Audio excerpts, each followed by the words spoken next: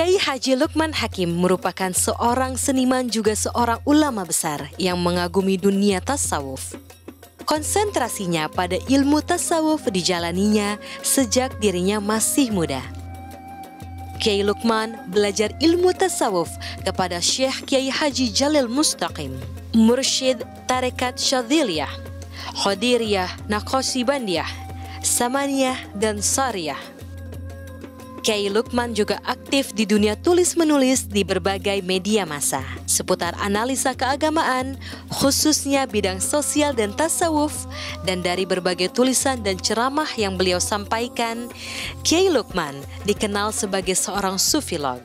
Saya menulis buku kira-kira ada sekitar 20 buku ya. Tapi mungkin karena kesibukan saya jadi saya tidak terlalu produktif. Jadi ada buku awal-awal saya menulis buku mengenai hak asasi manusia. Jadi deklarasi Islam tentang hak asasi manusia itu diterbitkan di Surabaya. Kemudian saya menerjemah beberapa buku penting karya ulama-ulama sufi besar seperti Ar-Risalah Al-Qusyairiyah.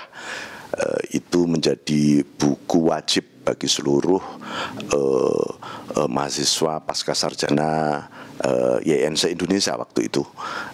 Ada lagi buku karya-karya Al-Ghazali seperti Taman Jiwa Kaum Sufi.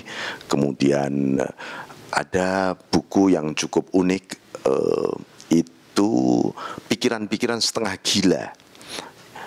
Itu buku tentang sesuatu yang konyol tapi dianggap benar oleh dunia sufi, ditulis oleh Abul Qasim Al-Qusyairi, tetapi bukan pengarang Risalatul Qusyairiyah yang abadnya hampir berdekatan tahun-tahun periodenya. Lalu ada buku ketika ramai-ramai tentang Inul Ngebor. Saya menulis buku itu, judulnya Tuhan di Antara Inul dan Gang Doli. Buku itu cukup bestseller dan waktu mau dicetak ulang saya tidak mau karena itu hanya untuk menjadi momen tersendiri. Kiai Haji Lukman Hakim di usianya yang telah memasuki kepala 6 ini dikenal sebagai ulama produktif dan aktif di dunia kajian tasawuf di kalangan ulama Nahdlatul Ulama dalam dan luar negeri. Kiprah karya tulisannya telah dibukukan dan dicetak ulang hingga beberapa kali.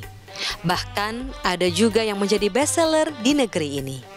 Lalu buku-buku yang ada psikologi sufi, kemudian ada kedai sufi. Saya menulis buku fragmen mengenai dialog di warung kopi, beberapa buku yaitu Allah Pun Berzikir, kemudian kedai sufi Kang Lukman, ada lagi Menjelang Ma'rifat. Itu buku-buku yang cukup banyak diminati oleh khalayak umat. Ulama yang terlahir di Madiun, Jawa Timur ini aktif mengajar bidang tasawuf, seminar sufisme, dan juga mengasuh majalah yang khusus bidang tasawuf, yaitu majalah Cahaya Sufi. Bahkan, Kiai Lukman kerap aktif dalam jaringan tasawuf internasional.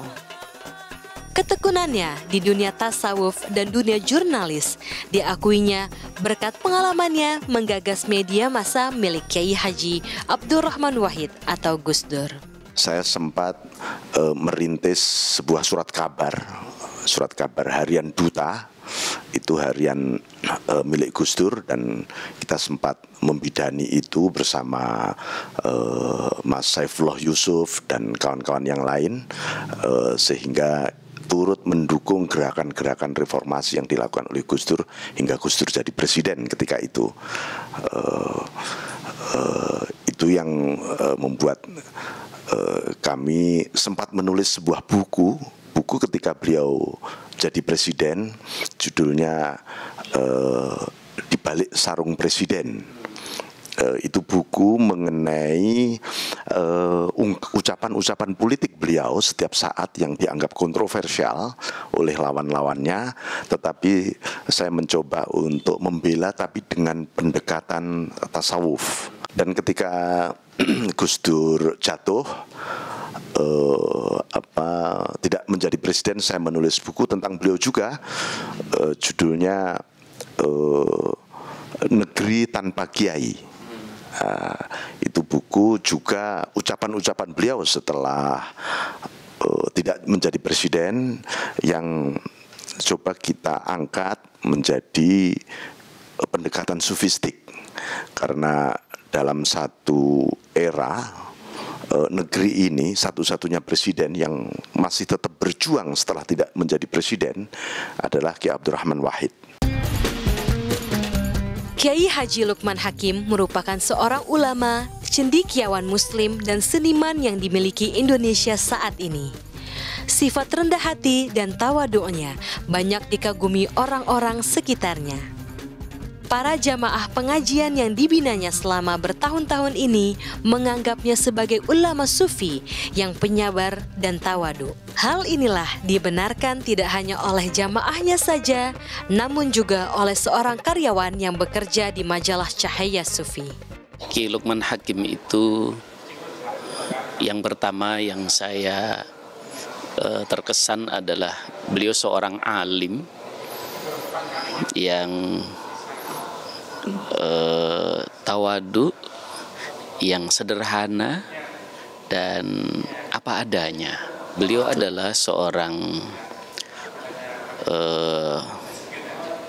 dalam ilmu tasawufnya, dan beliau juga bukan hanya dalam ilmu tapi juga pengamal dalam tasawuf, sehingga bisa disebut beliau adalah seorang sufi dewasa ini. Sosoknya yang membaur ya. Bahkan saya pertama kali masuk sini nggak nyangka beliau kiai. Lebih mirip apa ya? Ya tidak mirip seorang kiai gitu. Sangat apa ya, membumi. Sangat membumi, berbaur dengan yang lain gitu.